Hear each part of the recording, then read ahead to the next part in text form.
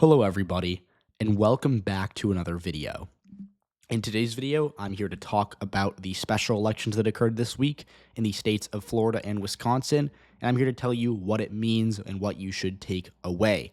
I apologize for not putting this video out sooner. Life got in the way, it happens, but I am here now to tell you my thoughts on these elections because they were interesting, and this was a really good Tuesday for elections. I know it was kind of, it was actually April Fool's Day, so I know that was probably the last thing in a lot of people's minds, but it was a really good election week, and I'm really happy to be here to talk about it because it was very interesting. So we're going to start in Florida. Polls closed here at 7 p.m. in the 6th District and 8 p.m. in the 1st District. So what happened? Well, we're going to start in the 6th District. I'm just going to give you a little background, and I'm going to tell you what happened and, which party it's good for. So this was a Trump plus 30 seat. Donald Trump won the seat with around 64% of the vote in 2024. He won it by around 30 percentage points. And this is more of an exurban seat. It's in North Florida. This is a somewhat densely populated district for Republican standards. And the Democrats really put up a fight here, and they hoped they'd be able to come within 15 points of winning. They did just that. Josh Wheel, the Democrat, lost by 14%, or around 27,000 votes, a little less or a little more than that. And this was a pretty good showing for Josh Wheel. Now, obviously, there were some caveats here. First of all, like most special elections nowadays, Democrats have a bit of a turnout advantage. This is because they have the high propensity coalition. They're more likely to be tuned into an election, and therefore more likely to turn out.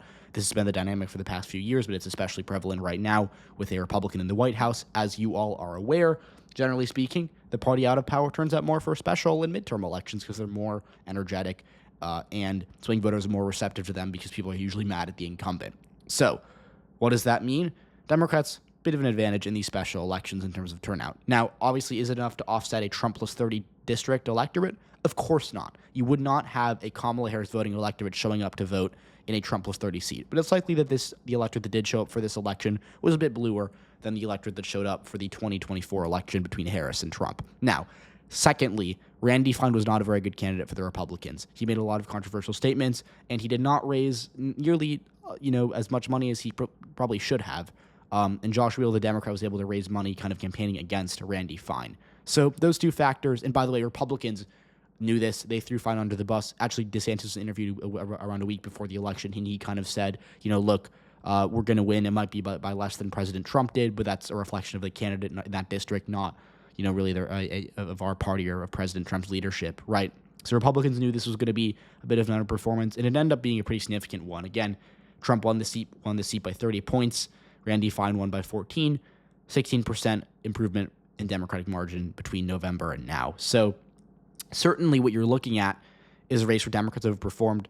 And I would say those caveats are worth noting. I don't think that this is a result that on its own can tell you that 2026 is going to be a blue wave or whatnot. But I will say a couple of things. Firstly, I think this is consistent with the Democratic environment. Like I was just talking about, the party out of power tends to do well in special and midterm elections. 2026 might not be an exception to that rule, right? We saw in 2017 and 2018 in the lead up to those midterm elections during Trump's first term, Democrats routinely did really well in special elections. The margins they're getting, or then the margins that they've been getting and the margins that they got on April 1st are very similar, if not even better, than the margins they were getting in 2017. In 2018. So this is consistent with a Democratic-leaning environment. It's April 2025. I don't know extrapolate that to 2026, but it's worth kind of comparing to the last time the Democrats were in this position, and they're doing about as well as you'd expect them to do, maybe even a bit better.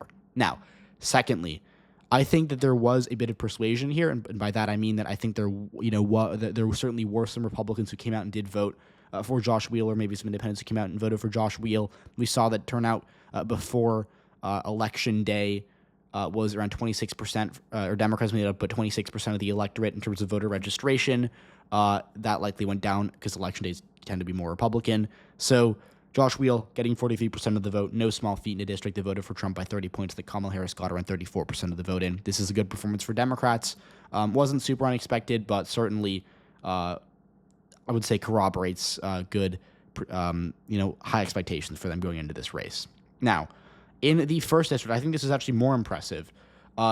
Jimmy Patronis, the Republican, defeated Gay Valmont, but this is a Trump plus 35 district, and he only won by 15, less than that, really 14.6%. So what happened here? Well, if you'll notice, turnout here was actually a bit lower than it was in the 6th district. This was because the 1st district election down here, or really up at the Panhandle here, was a bit less. It got a bit less media attention, so there was less hype around this race. And Jimmy Petronis, I would say, was a better candidate than Randy Fine, so he didn't really get as much negative media attention compared to Fine. Democrats also kind of fundraised using his name less than they did against Randy Fine. And so this was overall a really interesting race to me because Gabe Alamont, first of all, she actually did flip a county. This Escambia County, home to Pensacola, Florida, voted for Trump by over 19 points in 2024, excuse me. Voted for Gabe Alamont by around 2,000 votes, or 3% of the vote. So we did see some, kind of tangible performances. And this is the Panhandle, right? This is a higher turnout Republican constituency that has been, this isn't like an area that's been trending red or trending blue. This area has just been red for so long. It voted for Mitt Romney by a big amount, and it voted for Donald Trump by an even bigger amount. So it's just kind of a classically conservative part of the country. And Democrats got 42% of the vote. This is a really good showing for them. There's no way around that. Jimmy Petronis was a fine candidate, like I said. Democrats didn't have, a huge fundraising advantage here. They might have had a turnout advantage, but not really a huge fundraising advantage, certainly. And unlike in this district, I think the candidate quality gap was so small that it's kind of just a Democrat versus Republican race, and Democrats did a lot better than you expect. Valamont did 20% better than Kamala Harris. That can't all be turnout. Some of it's turnout, not all of it is. So at the end of the day, this is a good showing for Democrats, and I think both these results, even though you shouldn't extrapolate them to, predict a huge blue wave in 2026, are consistent with a pretty Democratic-leaning environment. So with that out of the way, the big race was Wisconsin. This was, a really, really fascinating election. Democrats got behind Judge Susan Crawford. Republicans got behind Judge Brad Schimmel. And, it was really, really a battle that I think both sides invested in. Democrats threw a lot of money behind Crawford. Elon Musk went to campaign for Schimmel. And overall, Democrats really, I thought, outperformed in this race. I didn't make a prediction video because life got in the way, like I said, but you can check my Twitter. I said before, the day of the election that I expected Crawford to win by around 6%. She won by 10. So a good performance all around for Democrats. A couple of things I want to highlight here. First of all, the Republicans turned out. Like, this is not an election where the Republican Party just didn't turn out. They turned out, and they still lost. And I think this is a really concerning race for them because if you go to 2023, where Protasewicz, the Democrat, won by around 11%, turnout was at 1.8 million. In 2025, this year was almost 2.4 million. So 500,000 more people voted, first of all. And secondly, if you look at the number of votes Schimmel got, he got 1.06 million. He actually got more than Protasewicz got when she won this election in 2023. So the Republicans turned out. It was not like this was a problem where the Republicans just forgot to turn out, right? They turned out. But the fact of the matter is Democrats turned out too, and they won on persuasion. And if you look at the suburbs, especially these counties here, like Ozaukee, good example. I did the math. Schimmel won it by around 3%. I know it's rounded to 4, but he won it by 3.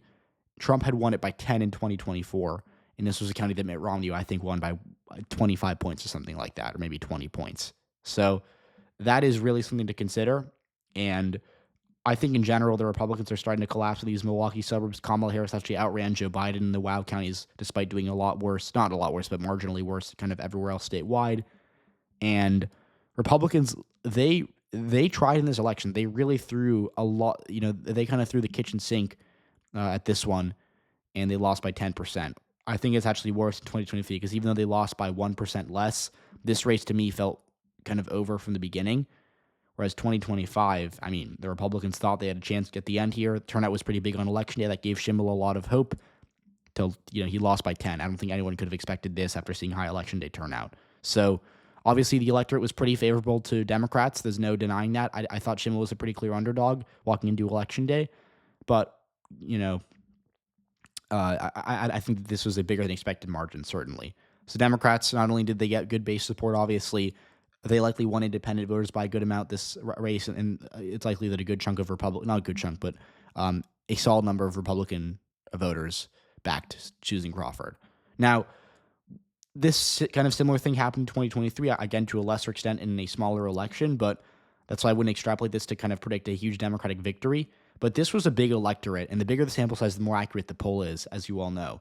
2.4 million voters, that's actually very close to a midterm electorate. Like if you go to 2022, 2.65 million, this is, only around 250,000 votes fewer, really 300,000 votes fewer than the midterms. So this was a big election that Democrats really held their ground in. And obviously, I don't think they'll be winning by 10 points in 2026 in Wisconsin or in 2028 in Wisconsin, but it's a good sign for them. And it's, again, like Florida, it's consistent with an environment that's favorable to them. So I'd say my takeaways from this week's elections are Democrats, do have momentum right now. Donald Trump is not, from what we've seen, I would say he's not exempt from the typical incumbent party punishment that occurs in midterm elections and special elections during the, where the other party generally does well. In 2017 and 2018, the Republicans lost a series of special elections. They underperformed in another set of special elections, and they didn't really do that well in the midterms, especially in the House.